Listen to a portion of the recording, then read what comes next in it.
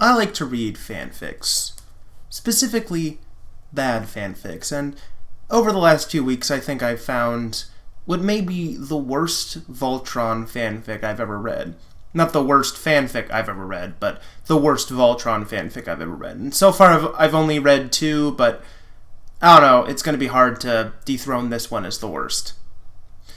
The fanfic I'm talking about is on Wattpad. It's called Lance x Fat Reader x Prince Lotor, Race to Your Heart, by Bonkers for Hatter. Yeah, and this is the cover picture on Wattpad. Yeah, it's one of those. So, because I hate myself, I decided to read through this fanfic, and then read through it again, and now I'm going to do a dramatic reading, so anyone who clicks on this video can suffer with me. Race to Your Heart, Chapter 1. You can feel his piercing eyes skimming over your body again. Ever since Lotor proclaimed he was on your guys' side, the Galra man had been eyeing you every chance he could, and needless to say, it was getting on your nerves. "All right, great job, team!" Karan's voice broke you of your wandering thoughts as you smiled. That's not how you do that sentence. As you smiled up at the screen, joining in on congratulating the team on another successful mission. Placing a hand on your wide hip, you glanced back at the purple-skinned man and gave him a glare. Keeping your voice down so Karan wouldn't hear, you hissed out words, hoping to stop his stare.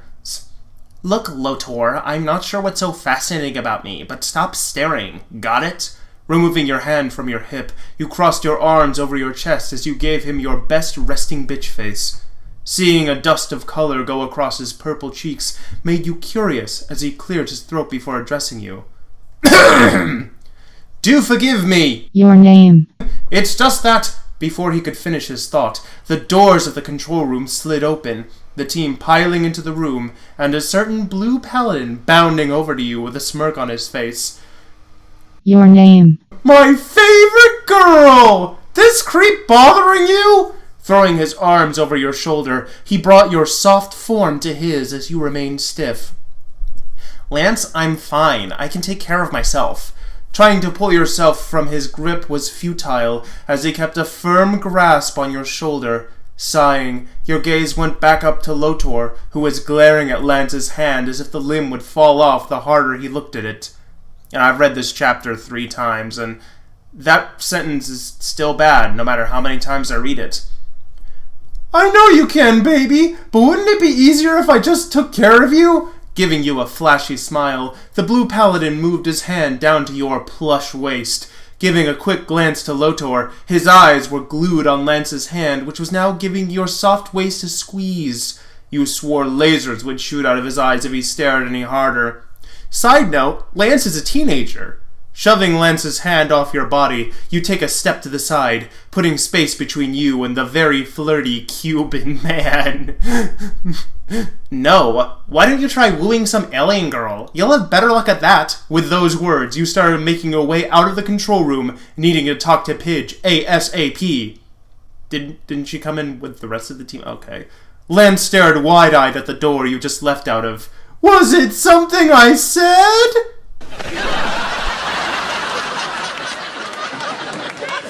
Lotor scoffed and glared at the paladin.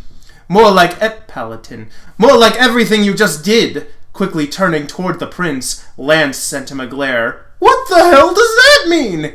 "Easy." "Your name?" "Didn't want your filthy hands on her like that."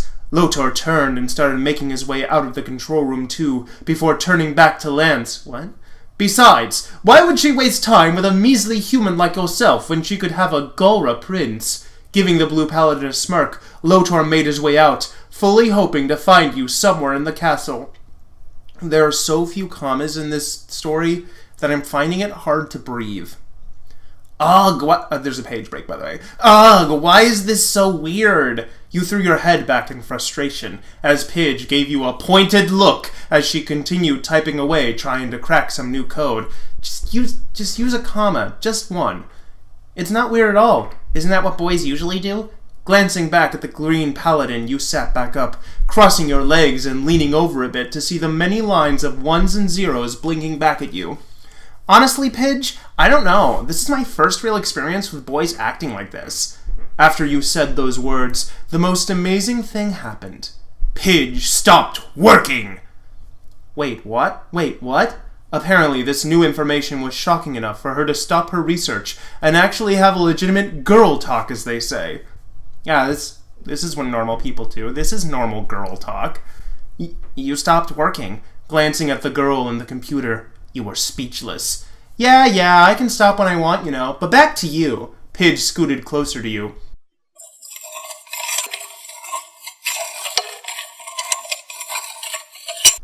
What do you mean you've never experienced something like this before? Putting her chin in her hands, she was ready to hear you explain, clearly very interested.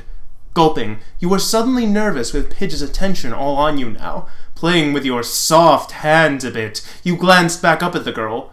Well, I'm always used to guys just... yeah. Okay, so, you know how when you say it's just like, But, I guess she put an ellipse between the ya and the no. So it goes like, just no, passing by me and all, especially with how I look, which is so awkward and wrong. You could see Pidge's brow quick up. There should be a apostrophe there. Your look? She scanned you up and down, finding nothing out of the ordinary as you just laughed at how hard she was trying to crack your words, which is a totally normal sentence. Ha ha ha! No, my clothing weren't the problem, My clothing weren't the problem. My clothing weren't the problem, Pidge. It was my weight. Still, the green paladin was lost entirely on where you were taking this conversation. Sighing, you continued on. I'm not like many girls. Skinny. Fragile. Easy to carry. You know what I'm saying? You looked back up at Pidge. Needless to say, many guys didn't find me attractive because I didn't have those qualities they wanted, so I was always passed by. The smaller girl nodded, finally understanding what you were trying to say. Well, it's honestly their loss. Small or not, you're amazing. Your name. And by what you told me, Lance and Lotor think so too. Giving you a sly grin, she got back up and went to her computer, leaving you there with a blush on your chubby cheeks. Pidge, come back here. What the hell does that mean, you cheeky brat? Scrambling to your feet, you chased after the laughing girl. Unknown to the both of you, two men were listening to the whole thing, and that's when they shook hands, indicating the start of a race to win your heart. I'm already regretting reading this again. Race to Your Heart, Chapter 2. Lotor sighed as he stared at his ceiling. His ceiling. It belongs to him. No one else. He owns this ceiling. Thinking back to what occurred not even an hour ago as he was trying to find you. After he set off to find you, Lance being the annoying... Okay, so this is supposed to be Cretan, but it's spelled certain, which... Alright. Lance being the annoying certain he was, kept trying to push his buttons. He was trying to push his own buttons, huh? But with him not budging from his words, it made the paladin even more frustrated that it was until they both heard your voice coming from Pidge's lab. You really need to use more commas. Ugh, why is this so weird? Okay, I'm going to skip most of this chapter because the vast majority of it is literally just copy and pasted from the last chapter. And that's lazy. Honestly, Pidge, I don't know. This is my first real experience with boys like this. Lotor cocked an eyebrow at your words. That had to be a mistake. You were gorgeous in every aspect. What the hell were those Earth males thinking about not pursuing you? The Galra prince glanced over at Lance, who had the same look of confusion written on his face. Lance looked over at Lotor and muttered, That's unreal. Your name. Way too beautiful. The prince gave him a glare, as... Your name. And Pidge's conversation started up once more. Wait, what? Blah, blah. Yeah. Your soft voice filtered through the silent room. Lotor saw Lance peek his head a bit, so he was looking into the room. Wanting to do the same, he met with Pidge and yourself sitting in the middle of the lab, as Pidge's eyes were scanning your soft body. Your look? The prince could see Pidge trying to solve this as some sort of equation, only to have your laugh break the girl of her staring. By by the stars. Your laugh. It was like bells chiming during the calm of the night.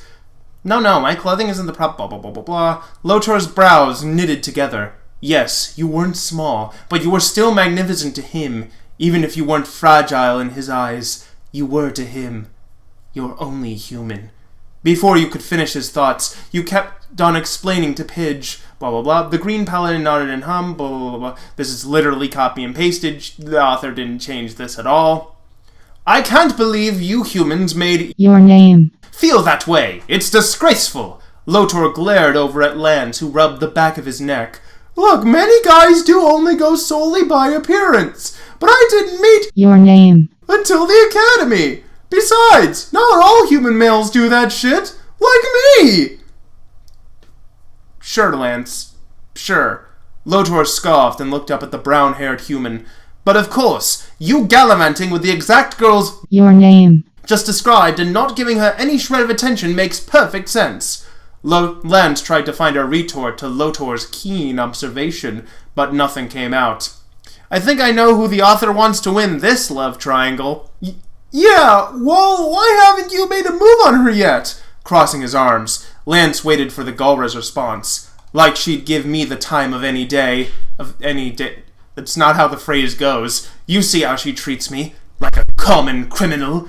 Lotor clicked his tongue and looked toward the floor. Well, considering your rap sheet... Your space rap sheet... Lance stopped his sentence due to the glare that was sent his way. Look, Lance started. Just try talking to her. Get to know her more. You know, normal things. The things Lance was telling him was true and very strange. I feel like this is written by a 5-year-old. Why would he help him when they were both after your heart? Why are you helping me, giving me advice and actually acting civilized? He leered the paladin up and down and sneered. Is this some trickery? What? No! Lance sighed and continued. We both like... Your name. Right? Lotor nodded at his question, but still held some reservation on what exactly he was getting at. Okay, we do. So, me giving you some advice is so we're on even ground. Lance started to walk down the long hallway of the castle, with Lotor by his side as he finished explaining. Being on even grounds basically means we both have an even chance. They're acting like this is some, duel. For, the dueling to win her hand in, a duel to the death. Was that the original ending to this? Was it? Because I'd pay to see that. An even chance to what? Human customs confused Lotor, and what Lance was trying to explain was even more so. That only works if it's confusing.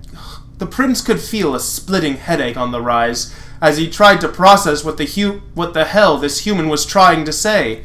Just like how I'm trying to process this story. To win? Your name. Heart! Lance exclaimed this, throwing his arms into the air like he just don't care. No, in a dramatic fashion. Even though Lotor didn't particularly like this idea, he just wanted Lance to shut up with all of his nonsense ramblings. Fine, Lotor sighed, and held his hand out toward the other man. Again, Lance isn't a man, he's a teenager. A race to... Your name. Hot it is. Let the best man win. Lance grinned and shook his hand as the battle began. With the start of this battle, Lotor made his way down the opposite corridor away from the loud human who was yelling something about planning the perfect date or some rubbish like that. You need more commas. The Galra man wiped his hand he used to shake Lotor's hand on his pants leg, as if that would get rid of the whole exchange. Okay, this fanfic sucks, but I will admit, Lotor and Lance are acting in character. Kind of. Winning your heart. Yes, that was something he wanted to do, but not like this. This little battle seemed so demeaning, not only to you, but your feelings as well. It didn't sit right to him, but maybe it was some sort of earth custom that was similar to courting. He wasn't sure, but all he knew was that he wanted you. You intrigued him so much, but every time he tried to speak with you, you gave him the cold shoulder and acted as if he were the plague. It wounded him a bit, but he continued on, and with this new advice Lance gave him, he was even more determined to talk with you. Chapter 3. I don't think it's a good idea. Lance threw his hands up at Hunk, who spoke those words, as the larger paladin put the finishing touches on the cake he was decorating. A look of concern etched on his face. Okay, side note, I've seen a lot of ships involving Lotor and Lance and Shiro and Keith, but barely any ships involving Hunk. Where's the Hunk love? Hashtag Hunk love. Let's make it happen, everybody. Why's that, Hunk? The blue paladin crossed his arms, an annoyed look coming upon his face. It's not like Your name. would pick Lotor anyways. Putting the piping tube down. Dramatically, I assume. Hunk looked at his friend with a raised brow. How do you know what Your name. wants, Lance? Your name. Him avoids him like he's a disease. There's no way she'd go for him. Hunk scoffed at Lance's pathetic explanation, only shaking his head at his friend. She'd go for me in a heartbeat. I guarantee. Hunk full out laughed at Lance's words as he grasped his stomach with the force of his laugh. Whatever that means. Wait. The yellow paladin finally got his laughing under control and cleared his throat before continuing on. You mean to tell me that Your name. would go for the guy she tries to stay away from every time he flirts with her? Dude, have you not seen the looks Your name. gives you when you try to make a move on her? The confident smile slipped from Lance's face, just fell on the floor. It's too dirty now, can't pick it up. What are you talking about, Hunk? Easy. A voice piped up from the door, both guys turning to see Pidge walk through the door. Lance, Your name. lows that you flirt with her the way you do. You honestly get on her nerves a bit. The green paladin said this with a cheeky smile. Lance was slack-jawed at the small girl's comment. Looking between his two friends, he wasn't really sure what to say, which was actually a relief to the other two paladins in the room. But Pidge shut the door to the kitchen, gaining the other two's attention. But she already had their attention from walking in. Alright. Moving on from Lance's non-existence love life to something more important, like what the hell kind of deal you made about Your name. Hunk shook his head and pointed to Lance. It was all him. He just told me It was all him. He just told me about right before you got here. He just told me about right before you got here. Proofread. Just once. Wow, way to throw a guy under the bus, Hunk!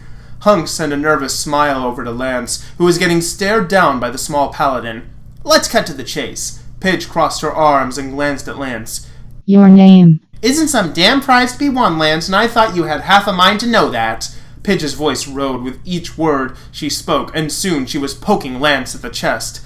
Listen, Pidge, it's just... Lance was cut off by a sharp poke to the chest. No! Now you have until the end of the week to tell... Your name. about this yourself, or I'll tell her, got it? With that said, Pidge left the other two silent, and Lance trembling at the small girl's words. You don't have to keep reminding us that Pidge is small. We got it the first time. It's honestly kind of insulting. Man, you totally messed up this time, Lance. Hunk went back to piping, shaking his head. Yeah, I did. Page break. What should I do? Your voice echoed lightly through your silent room as you gazed up at the ceiling, which is Lotor's property, as we established earlier. Your talk with Pidge did help a bit, but your mind was still frazzled by everything. Lance and Lotor's behavior have been really weird, but at the same time you didn't want it to stop. One part of you enjoyed the attention they gave you, but the other part made you push them away and act as if their actions disgusted you. I mean, sometimes they did. Between Lance's flirty comments, sometimes borderline harassment, and Lotor's overly nice attitude and constant pestering for your attention, you were stuck between a rock and a hard place. That was for sure. I mean, back on Earth, guys never really gave you the time of day, unless it was to ask about getting one of your friend's numbers, or just throwing some insults your way. It used to bother you, but now the small insults never really fazed you at this point. Just keep changing tenses in one paragraph. Closing your eyes, you took a deep breath to calm yourself. Well, the only thing you did know is that laying here staring at the ceiling, Lotor's ceiling, wouldn't solve anything. Swinging your legs to the side, you sluggishly stood up, stretching your limbs until the satisfying POPS emitted. Maybe you can go cook with Hunk. Yeah, That usually helps you unwind. As the door slid open, a face startled you. Lance's face, to be exact, who still had his hand raised up ready to knock. I like how they haven't mentioned Allura, once. Maybe, I'm starting to think maybe your name is Allura. We're in the role of Allura, or something like that. I don't know. Or maybe Allura died? I was gonna go somewhere with this joke, but now I'm just gonna lay in it. Yeah. Oh, hey! Your name. Hey, Lance. What's up? Your brow raised at how weirder he was acting.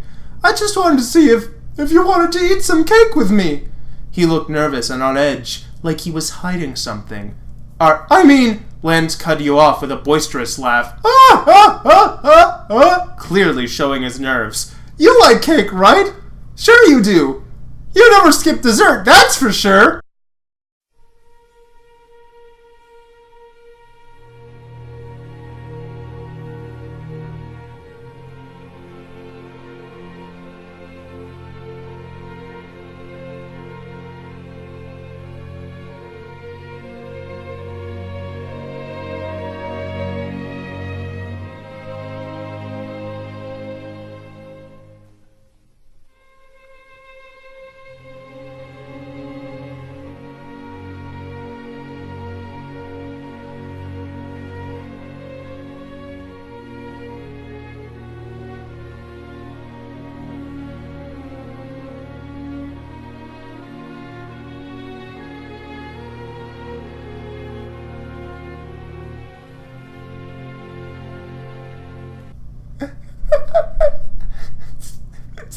That's true.